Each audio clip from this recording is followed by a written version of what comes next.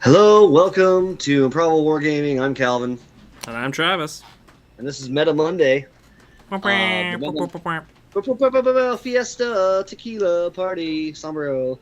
Uh, and so the Nachos. Monday after the biggest tournament of the year, Las Vegas Open. If you've been living under a rock and you don't know about that, well, we're here to tell you the Las Vegas Open was this weekend. Some big stuff happened this weekend. But I mean, just LVO. That was the big thing that happened this weekend. Oh, we might be getting joined by Steven. He's on his way home from LVO, so we'll see if his airport situation works for him joining us. But so he can tell us a little bit about his adventures. Well, we'll be having a full, detailed video later this week, released on Friday, I believe, about his adventures. Well, he'll to go in depth about his adventures. Welcome, Steven. Hey, can you hear me? Yeah, Ken, you're a you. little bit robotic. You're Sorry. lagging out a little bit. I'm using data. If it's a problem, we won't worry about it. Well, I can hear you at least. If you need to, you can just turn off your camera. That might help. That'll probably help our video count too. Oh boy. How's that? That seems pretty good. Okay, perfect. Let's do it then. All right. So in case you somehow haven't heard, and you're interested in Warhammer and you haven't heard, it was Blood Angels versus Orcs for the very absolute final of the LVO. Blood Angels win. Yeah, it was amazing. It was actually conceded on, I believe it was turn 2. I was there watching it, and the Orc player failed the same charge back to back. Like, he was a 6-inch charge, failed to re-rolled his Orc re-rolled to the charge, failed it again, and conceded the fight right there. Oh, wow. Wait, hold on. I'm confused, because wasn't the Orc player involved in an earlier thing in the previous round or the round prior where someone else failed to charge him? Also, what happened in the previous round is it came down to a roll-off to see who wins. And they tied several rolls, and then the Orc player won the final roll, and everyone was screaming, and it was crazy. So how did that work? Like, how did it end up coming down to a roll off to see who wins? Well, when both players are amazing and they keep the score equal all the way to the end, you know. Oh, okay. So it was basically a tie game. Is that what it was? It was a tie game. Yes, it was a tie game, and they had to roll off to see who got to go to the final match against Jack Harster. Oh, that's crazy. Okay.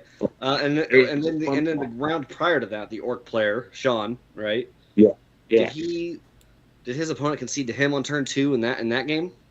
That one I missed because I was busy watching Jacob in his mini RTT that he was doing when he almost won. Because what they're doing in the mini RTT was single round elimination. So you had 3 games. If you lost your first game, you were done, and you kept going until you won it. Well, you got your 3 games, and if you were still standing at the end, you won. So that was for everyone who had been knocked out and didn't get to continue on. They had a little mini tournament that you could play in if you wanted to. For $25. Yeah, you had to pay to get in, which was a little unfortunate. It's like, you already paid to get there. Don't make me pay again to play more. Yeah. I mean, it's still different than a second chance tournament, magic event or whatever on day 2. I understand. That's fine. Yeah. Yeah. But I've got Kyle here too, just so you guys know. Hey guys. Hey, Kyle. What's up, Kyle? Not too much. How you doing? Great. Welcome. We'll hope you fly safe home.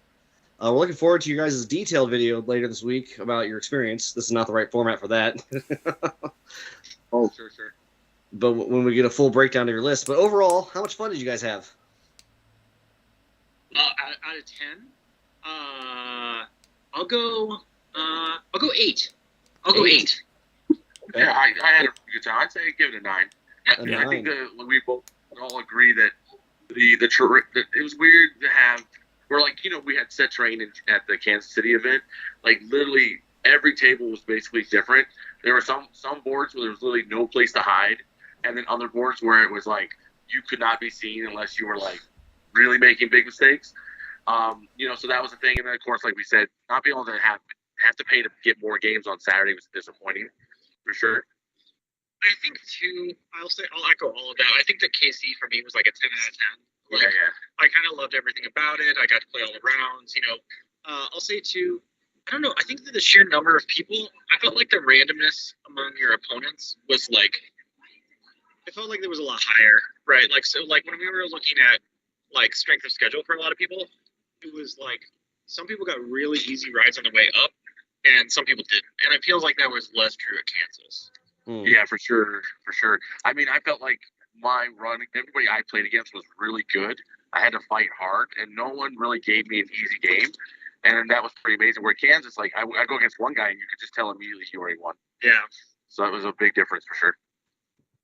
Yeah, when I learned that you had to do 6-0 to play day 3, that kind of cooled me off. I'm maybe glad I didn't go to LVO because like I thought the ticket price was paying for 9 rounds of Warhammer, but you weren't. Only 16 people got to play. Well, only 2 people got to play 9 rounds.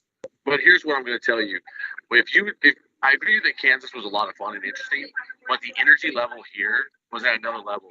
If you watch some of the live streams they're doing, there's an audience screaming as people were pulling off victories in the finals and stuff. To be in that atmosphere was pretty exciting. Just to be people chanting, and there was definitely a distinct difference of just how people were. You guys should see people, man. They were jumping on tables screaming, and so they were they took up chanting everything that was being said, and so they started just chanting things that were like at one point they were like, guys, you don't need to yell and chant because we have like a lot of names to read. And they started chanting, read more names. It got completely crazy. Yeah. And finally they said, okay, fine, do whatever you want, and then everyone cheered across the whole place because they got told we can still do what we want. So kind of like soccer hooligans chanting at games, right? Yeah. They're the soccer hooligans of the Games Workshop world. For sure. Well, the soccer hooligans lost. How was that game? I can't answer that question. Against the Blood Angels, I mean. Oh, okay. Go back. So what do you mean exactly? I misunderstood. I was just curious what you guys thought of the game, the final game. It was over so quick. It was. Yeah. So this is what's weird to watch about. Like, this is not a complaint. This is just like a recognition. So when Jack came and hung out with us, right?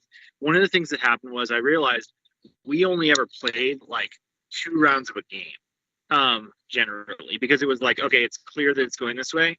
So like if you watch, I don't know if you guys know this, his game with TJ Lanigan, they deployed terrain, rolled for turn 1, and that was the end of the game. What?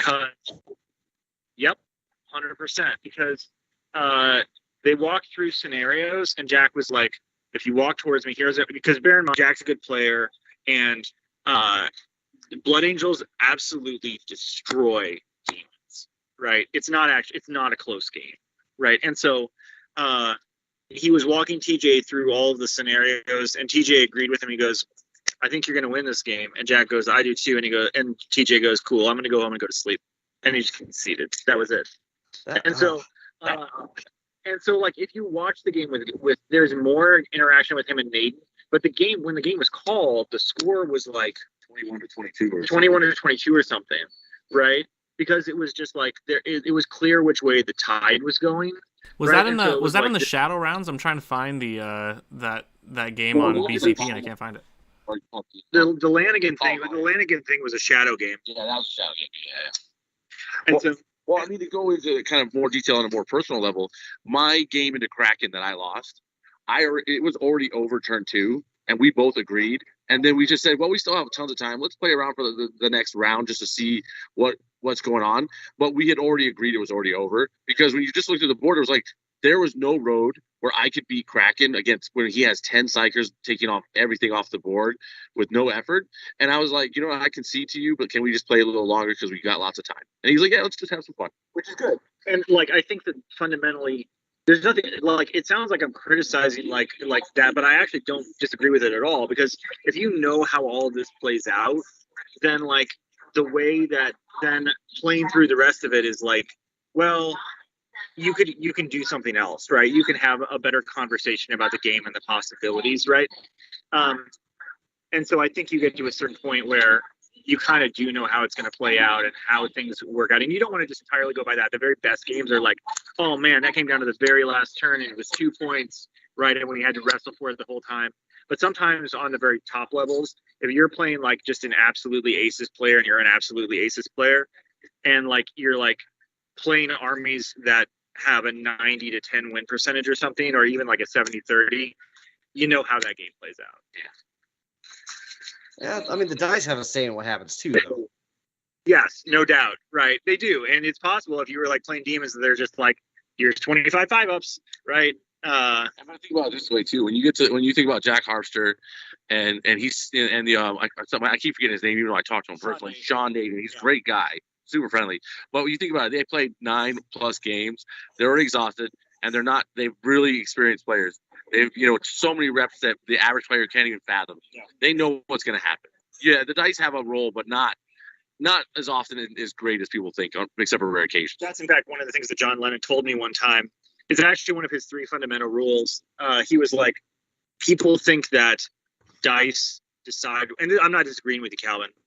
I think that, but he said, I think that dice decide one in every maybe like 20 or 25 games. The vast majority of games are decided by player skill and all these other things, right? He's like, to the average watcher, it looks like dice decide everything, but it may not be so, right? You can definitely mitigate what would be bad dice for you by skill. I definitely agree with that. Yep. Okay. Interesting. But sometimes you're shooting the hammerhead and you just roll 2 ones, right? And it's just like that does happen, right? Sometimes you dump a whole bunch of shooting into a whole round of shooting into a Telemon, and it just survives on 1 health. That's actually 90% of the time, yeah. Yeah, and I'll tell you a fun story real quick. So I had sisters on my final game. He put in 20 attacks into a unit of my troops, right? He made 17 wounds that I had to save. I saved all but 1 and put 1 wound on my troop lead. And he was like, yeah, that was really exciting. Yeah. It's 0.5 to the 17th, which is really, really low, is the mathematical expression of that, right? Yeah. And then, of course, by the end of by time we were at turn 3, he was like, I concede. Yeah. It was just between that amazing save and then he literally had 0 primary at that point, and he was like, there's no way I can beat you.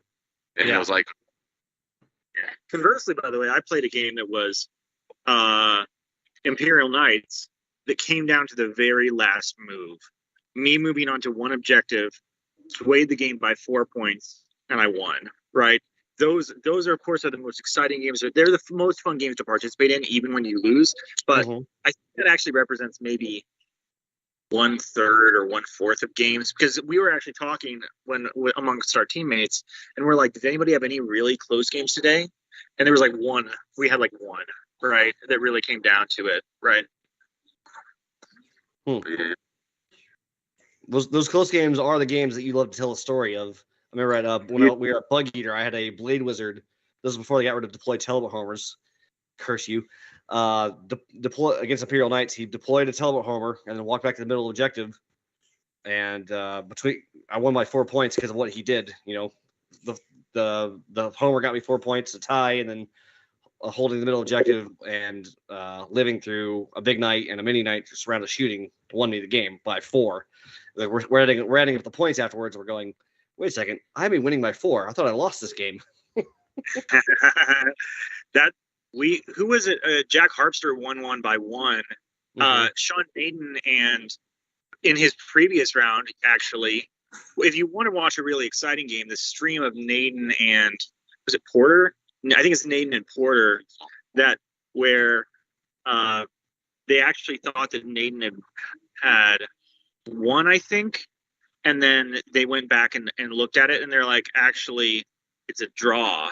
And then they were like, well, they had to just, I think they had to just 4 up for it or something. Yeah, they were just rolling off. That's where all the crazy screaming came in. Yeah. Because it was like the 3rd roll. They literally rolled 2 ties, and then the 3rd dice. I did not know that. Great. It was tie. Everyone's freaking out, and then the orc player wins, and it was like an uproar of, oh my god, he just did it. That's crazy. Yeah, that was probably the most exciting dice roll, because usually it's throw the dice done. Yeah. And no, instead it's like tie. It's like now everyone's freaking out, like, okay, this isn't settled yet. So yeah, it was amazing for the roll off for sure. Usually I would be like, oh, roll off, but when it goes like that, fun. Sure. You know? Well, cool. Well, we look forward to getting your video out there, you and Kyle. We want to hear in that video. We're going to hear the full breakdown of all your games, why you took what you took, what you would change if LVO happened again tomorrow with the old meta, that kind of thing. So we're looking forward to that. In the meantime, congratulations to Jack Harpster winning it all Blood Angels. Yeah. And now he's going to have even more points for his Blood Angels list when he starts playing Arcs of Omen. He had me leap into his arms after I won Best Imperium, and I thought he was going to raise me up, but then I forgot that I'm a 200-pound man, so did not. Yeah, congratulations to Kyle, Best Imperium player. How many Imperium players were there? There's only one that mattered. But I won best in faction for the season. I don't know. There's other gentleman won best for that day, that tournament, right? Oh no, I won best for that tournament. Oh, too. you won both. Oh, yeah, he was the only one playing Imperium at the tournament. So yeah. So if I'd lost, it would have been really embarrassing. You lost to no one. I lost to no one. Absolutely. One question for you, Kyle, before we wrap up. So you're kind of done playing Imperium for a while, right? I am, yeah. So I'm switching to my true love is finally back. It's Rogel Dorn time, baby. It's Rogel Dorn, Russ's Casterkins. Oh yeah, it's Horseman time. Big time right. horse. Oh boy. Yeah, and we've been theory crafting a little bit. And I'm thinking I'm gonna start running Emperor's Children with 8 units of sound boys with Last Masters, a couple units that are full Sonic, and the rest all melee boys, supported by 4 characters, 2 of which are Slaughterhouse 5 for sure. Yeah. It's good. It's gonna do what Chaos it doesn't normally do well, which is they're gonna act like they're Tau while their characters sneak up from being near other nice lookouts or stuff, and then suddenly jump out and clobber whatever's near them really badly. And we're gonna see how that plays. I think it's real strong. I think it was strong in this meta, and it only got stronger with changes. Extra HQ slot makes a huge difference. Oh yeah, when you can bring a Disco Lord, a Demon Prince with wings, an Apostle, a Dark Apostle, and you can bring your Master of Possession. You're covering all your bases. You got 2 great support characters, and then 2 great killy characters, which Chaos is probably one of the best at doing killy stuff for sure. So then you just support it with what normally Space Marines can't, like Chaos Space Marines can't do, which is shoot and then go to town. Yep. I had a thought the other day, and just kind of looking at lists with going into Arcs of Omen and into no Armor of Contempt meta and sort of stuff like that, and I felt like just in general, like as I'm looking at lists and trying to figure out what's good and what isn't, it felt like the meta might be shifting pretty hard into like very shooting heavy. What do you guys think about that? 100%. That's why I'm talking about doing a shooting list for sure. Astra Militarum brought it back, man. That and Iron Hands and like, don't get me wrong, there's some crazy durable armies out there, but they just nerfed 2 of the toughest. Oh, hi, Padwick. Hi. Oh yeah, for sure. There's definitely a lot of play here. I mean, be honest, even with the old meta, there's going to be surprises. I mean, Oryx, there was a lot of Oryx in the top. Orc players really brought it at this thing, man, at LVO. They were surprising everybody. Yeah. And that is a list where you don't win on armor, you win on bodies, right? And those armies still exist, but it's going to be tough because some of the tank big bang, if you got Reapers out there, they get to stay in Devastator Doctrine. They're picking up 2 points apiece every time they kill a unit. They're putting out 43 shots, re-rolling 1s. Yeah, you're gonna be digging some graves for infantry for sure. Yeah, it's gonna be. We're expecting a lot of vehicles on the board, and and just guns pointing out. If it has a gun, it probably has another gun sticking out. Yeah, and it's gonna bring a lot of armies out that before were just not seen play. AdMech. Oh, AdMech's gonna love this. AdMech loves it. I've seen a lot of people talking about that. I think shooting heavy Chaos. I think that the Eldari is much more in the game than it was. Shroud Runners went down, right? Oh, they're so good. They're so much better than they were, right? A lot of strong stuff. Yep. Well, cool. Well, hey, thanks for tuning in, guys.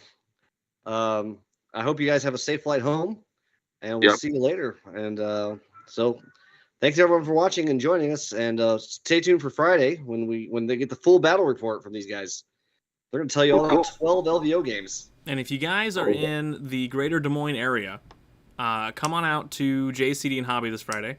We're going to be there, hanging out, playing games. So come on out, join us.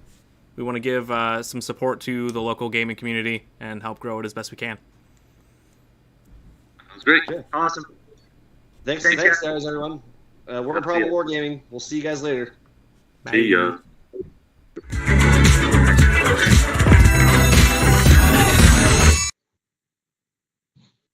Cool.